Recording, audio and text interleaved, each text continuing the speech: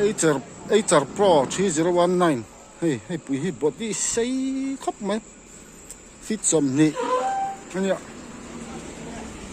sleeper cabin booster Tech 6 3019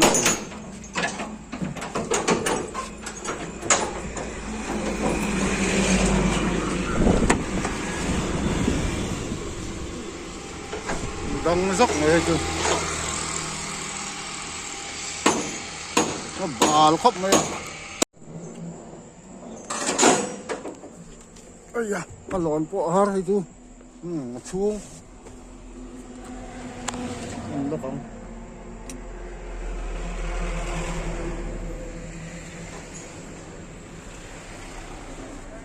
sao trả hay bộ AC thấp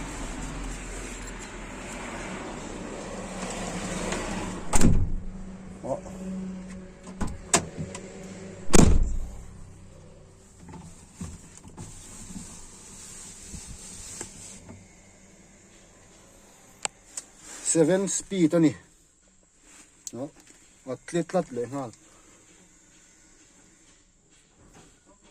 kan de kan kwa ya biar ni tal pot seven speed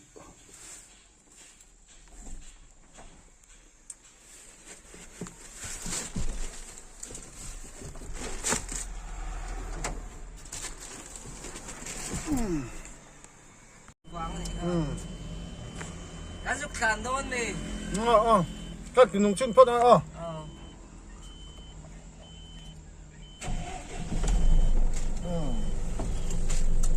Ay super class beo. Class.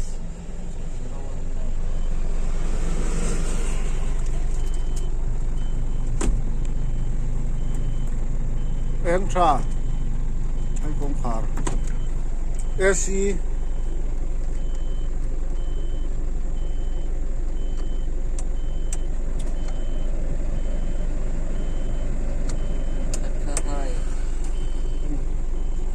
AC bộ trả chỗ này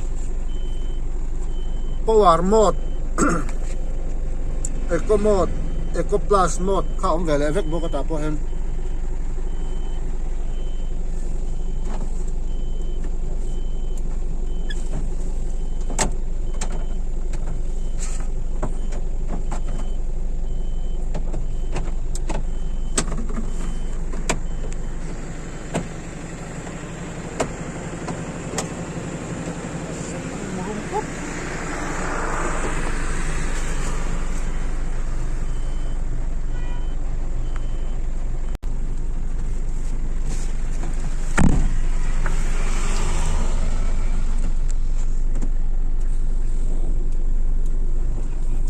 đẹp chú mang khát bộ cái tiếng ăn này chú chụp chụp lấy mày à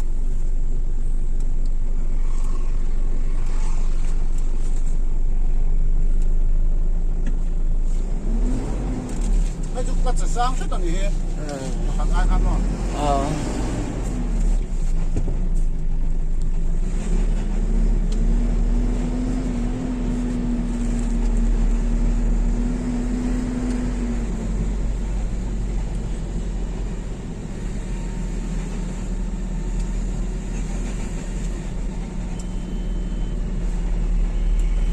xây nó có cả đấy khác của nó chứ Pakat zok ka fit som ni pahi ka ni hay som ni ka ni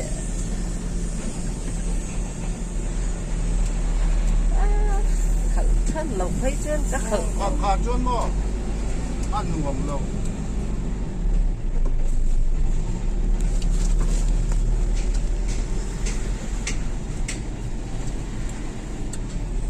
đu mày ạ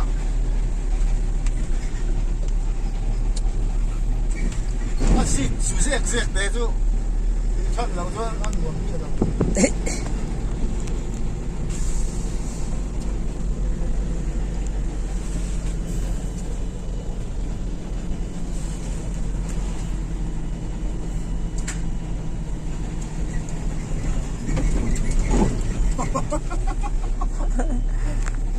Para na zo ki asuzuk zuk amin ka Cắt suốt đi mà. Xây dễ rồi. Chân luồng ra.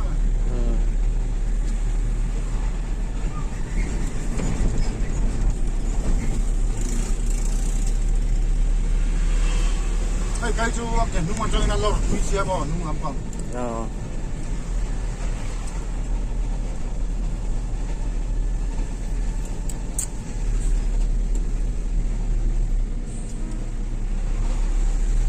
Cái chú phân luồng á.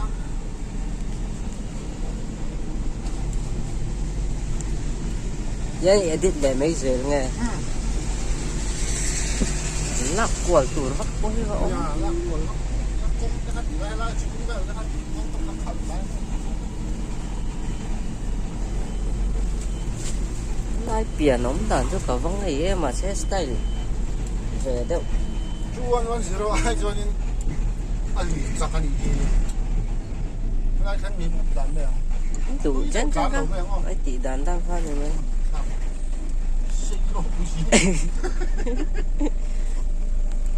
Và nó tụi đây buổi.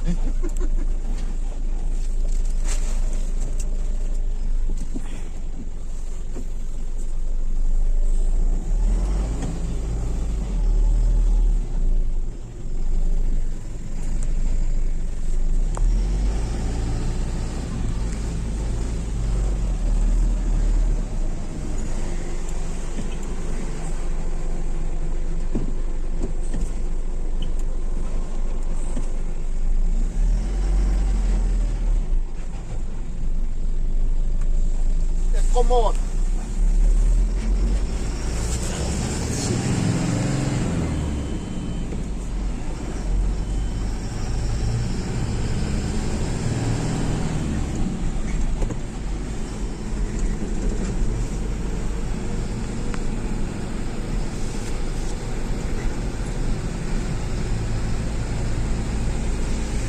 Away para hi tihian tihian omo đắng đài về gốc mình. Bố mà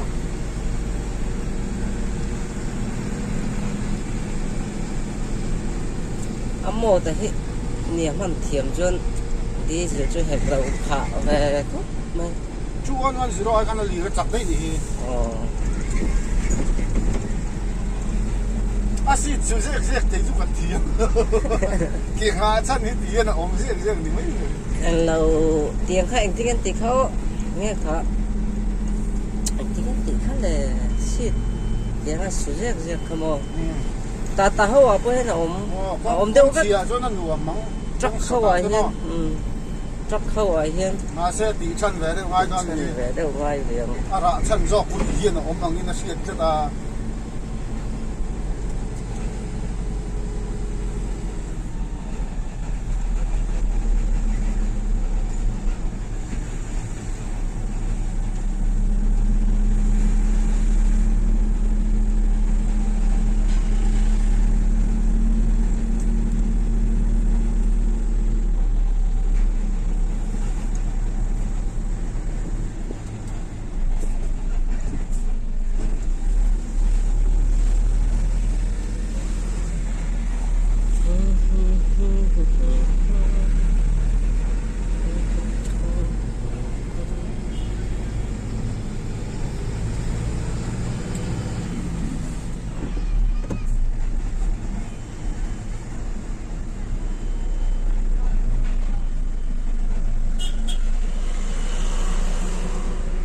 sang pa kan ron la seng kan fit som ni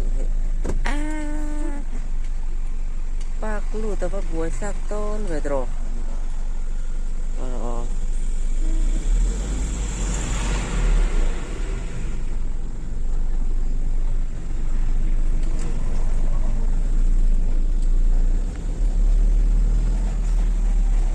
nó xây cái lai bọc chỉ giúp buổi khác có buổi chung về là cái cái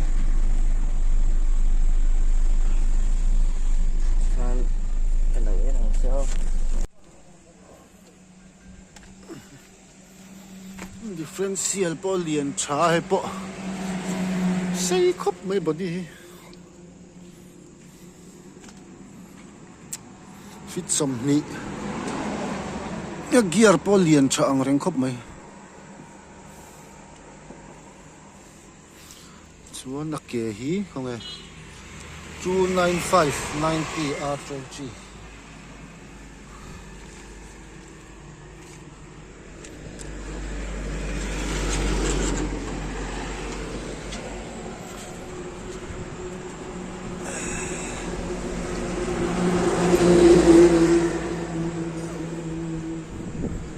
rau tia ran sport cha ga thau mai